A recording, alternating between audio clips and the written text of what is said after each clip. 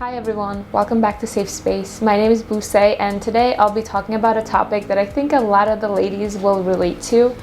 And if the guys relate to it, take it as it resonates, obviously. But this is a topic that I think I might have given a hint about recently, or posted about it a while back. And the topic is the best project you'll work on is yourself.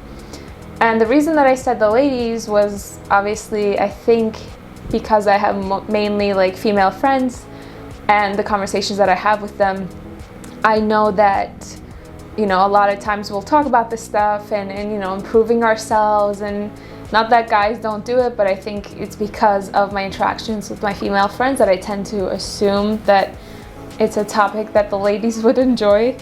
So let's get right into it. With this topic, obviously, a lot of times we go through stages of our lives from getting into an age where we're aware of ourselves, let's say teenager years, right? Like middle school and high school, and we're focused on a lot of different things. Like maybe back then we might be focused more on fitting in and following what's trendy and trying to find ourselves. Who are we as people, and who do we want to be perceived as? What do we want to do in our future?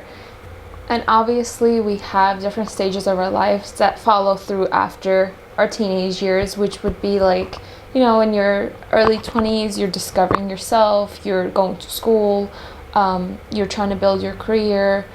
I mean, everybody has different goals. Obviously, that's not always true for everybody, but the mainstream goals that everybody has would be those things. And a lot of times we tend to focus on these aspects of our lives, like external things, materialistic things, the relationships that we have and things that we want to achieve. But there comes a point where obviously, whether we like it or not, that we are forced to turn within. We are forced to look within. And I think one of the biggest lessons that I've learned over the past few years is that you start to realize that throughout the course of your life, the only constant person in your life will be yourself. Will you always be at 100%, and will you always be feeling great and amazing and doing everything, putting all of yourself into everything and being productive and happy and whatever it is that you would consider your 100%, right? No, that's not the case. But there's one true constant in life is people will come and go. Even family, friends, the people that you would consider the closest to, that you're closest to. But one thing that is a fact of life is we are born with ourselves, we will die with ourselves. And looking at that, you realize other than yourself, what are you going to invest your time into, And that's a rhetorical question, I guess, but obviously the best project you'll work on is yourself. And I think a lot of times we look at self-improvement and doing things to improve ourselves as tedious, and I have to read all these books and I have to watch all these podcasts and I have to follow through and do all these things. And if you look at it that way, obviously it'll be tedious. It will be just something that you dread doing, and it'll be something that you're not really interested in doing. But if you actually look at yourself and the person that you are and who you want to be as a lifelong project, a lot of people will call it a journey or a project or whatever you want to call it. Name it whatever you want. But at the end of the day, obviously, there's one truth, is that you will always be experiencing things through yourself and what what your knowledge on certain things are. But you will have to at some point recognize that you are the most important person in your life. You are the person that you need to love the most. You are the person that you need to invest your time in the most. Obviously, there's different factors that come into play. If you have kids, if you have your own family, like you might still invest more time into them at certain points in your life, but at the end of the day, like, you have to keep returning back to yourself. That's when I feel like a lot of people will start to realize, like, after long periods of time where they're investing time and energy into others, and then they turn within, now they have nothing. Like, they weren't working on themselves, and they weren't really building themselves up. They weren't encouraging themselves to do the things that they truly want to do, and it just feels like this void. It feels empty. It feels lonely. I think I've heard this from a lot of people, and I've experienced it myself. When you are turned outward and you're externalizing all of your energy, you're always pouring out of your cup. You're always pouring. But, obviously people will pour into you, but if you don't pour into yourself too, if you don't fill up your own cup, there's going to be no one that's going to come and say, let me do this for you. No one knows your passion. No one knows the goals that you have in life, the things that you want to cross off on your bucket list, or the things that you truly want to do, your passions, except for you, right?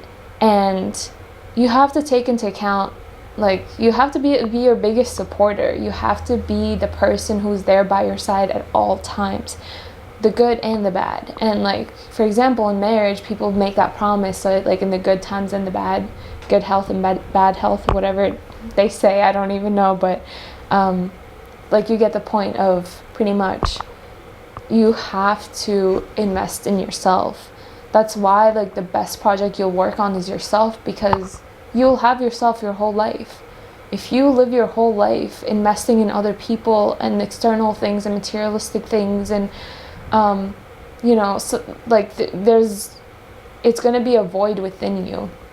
And I will share one example from myself. Like, I remember a few years ago, I think, when I had injured myself and I was out of work for a little while. I mean, it's also a transitory period in my life, but at the same time, I was at, like, rock bottom, I guess you can say, and I didn't feel like there was anything going for me. I didn't feel like anything could get better. I wasn't sure what I wanted to do moving forward, because I was just so focused on being successful and achieving something that I completely neglected my own self and who I am, and pouring love into myself, giving myself the time, love, energy, effort, whatever that I needed. And I wasn't working out, I wasn't eating healthy, I wasn't setting boundaries. I was constantly just, like, trying to do everything for myself and for other people. I wouldn't ask for help. Like, there was just so much that, like, obviously led to it. But like, when I look back, and also last year, like, I think I was at a point where, like, I was at rock bottom, I guess you can say, again. But whenever I hit those rock bottoms, I also realized that I am just doing so much for everything else or everyone else around me than for myself. And I'm not asking myself why. I'm not asking myself what my purpose is in life. Like, what do I want to achieve? What do I want to be known for? Like, how I want people to perceive me. Like, even if no one, like, applauded me, what would I still pursue in life? And I think a lot of times these questions will help you answer whether something is a true path that you should pursue, or, like, a true passion of yours, or if it's something that's kind of fleeting. Because even with this podcast, I think it's kind of hard to get it off the ground, and it's kind of hard to get a lot of engagement. Obviously, everyone's a beginner at some point, right? And sometimes when you don't have anyone applauding for you, you don't have anyone telling you're doing such a great job, like, it's hard to keep going. I guess that's, like, the lack of motivation, right? But you have to do it for yourself. Like, this is something that I'm doing for me. What is it that you would do for yourself, regardless of not okay, let me backtrack on that. So regardless of what anybody else says, good or bad, or applauds you or doesn't, regardless of the external factors, if you had to turn within and ask yourself, what is something that I would pursue if I knew that it would be successful? Not even successful, but just that, like, something that I would pursue even if, I had failures along the way, even if it didn't work out. Like, what is something that I would keep pushing and keep pursuing, regardless of how many bumps on the road that you have along the way, or how many obstacles you have to pass through. I think that a lot of times will tell us what we truly want for ourselves. And I guess, like, in a way that could also be like your intuition, right? Like, you're following your purpose, what you're drawn towards. Everyone, I think, has one. Some people discover it and pursue it, and others discover it, don't know how to pursue it, and some people just choose not to, some people are just aren't able to. There's so many factors. The best project you'll work on is obviously yourself, because you will go through life, ups and downs, and so many things happening, and at times you're busy, at other times you're not. But you always have to pour back into yourself. And obviously, if we look at ourselves as a project, it may sound kind of like odd to some people, but for me at least, phrasing it in that way helps me kind of look at my life as a process that I will go through, and I will see my failures not as an indicator of my own worth, but more of experiences and lessons that I have along the way. And I think along with that comes with, like, the mindset, like the growth mindset. It's so important to look at life as a journey. Obviously, it's not something that you get to. It's not a destination. It's an experience on its own. And if we are so stuck in how we were, or certain things that we want to achieve in life, then we're just obviously externally focused all the time. And sometimes we get so stuck on trying to do things the same way, trying to do things a certain way, but it's just like our patterning, our conditioning that we have. And in order to change that mindset, or in order to look at yourself as a project, you need to have, like, a growth mindset. And what I mean by that is, like, obviously, like, we're not going to look at ourselves and say, like, we're like a project, but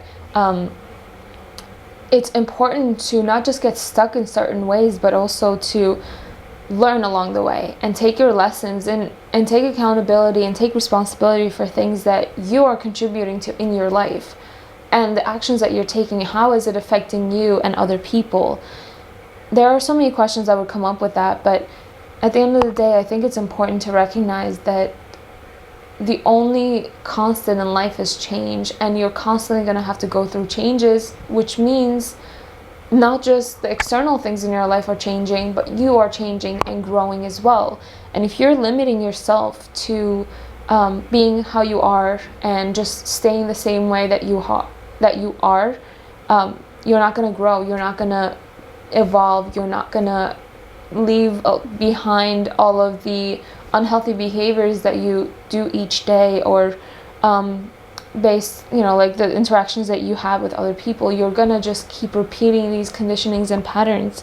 But if you look at yourself and just, like, kind of take yourself out of the picture and look at yourself as a separate entity, like a separate project, and then try to objectively look at yourself really and see who you are as a person, the conditionings that you have, like your personality, like taking into account all of these things, but then looking at it in a way like, okay, this is who I am. Let's say on one side you have who you are, and then the next point is, like, the second part of it would be who you want to be, or like how you want your life to look.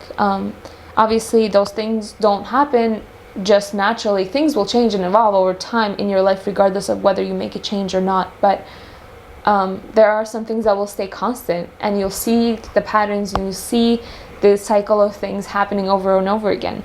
So for us to grow and evolve and to become better versions of ourselves, we have to look at ourselves as, you know, something that moves along on the path of life along with so many other people. We are all interdependent beings. We are all dependent on each other.